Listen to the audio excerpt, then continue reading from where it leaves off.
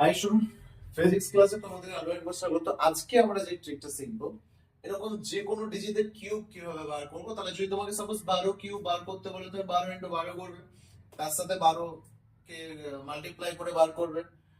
অবশ্যই মনে রাখবে 1 থেকে 20 পর্যন্ত কিউব মনে রাখার প্রয়োজন আছে যাদের কম্পিটিটিভ এক্সামের টার্গেট, যে কোনো জবের এক্সাম, তাদেরকে অবশ্যই মনে রাখতে হয়। বাট যদি নাও মনে রাখো তাও ঠিক দেখিয়ে দিচ্ছি, যাদের ফার্স্ট ডিজিট অর্থাৎ প্রথম সংখ্যাটা এই সংখ্যাটা 1 হবে, তাদের সবার ক্ষেত্রে এই প্রসেসে বার করা সম্ভব। কিভাবে করবে দেখো, এখানে আছে 1 2, যেমন আছে লিখে দাও 1 2, তারপরে 2 আছে, 2 এর স্কয়ার লেখো 4, 2 এর কিউব লেখো 8।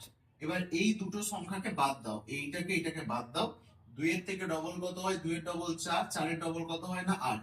তাহলে 8 বসাও, 8 4 12, 2 হাতে আছে 1, 2 আছে 1 আছে, 4 একে 5, 5 আর 2 এর 7, 1 বসে গেল। ওকে, এর থেকে যদি শর্ট ট্রিক্স হয়ে থাকে আমি চ্যালেঞ্জ করে লিখে দিচ্ছি, আহ, গণিতের ভাষায় এর থেকে বেস্ট ট্রিক বা এর থেকে সহজ ট্রিক পসিবল না।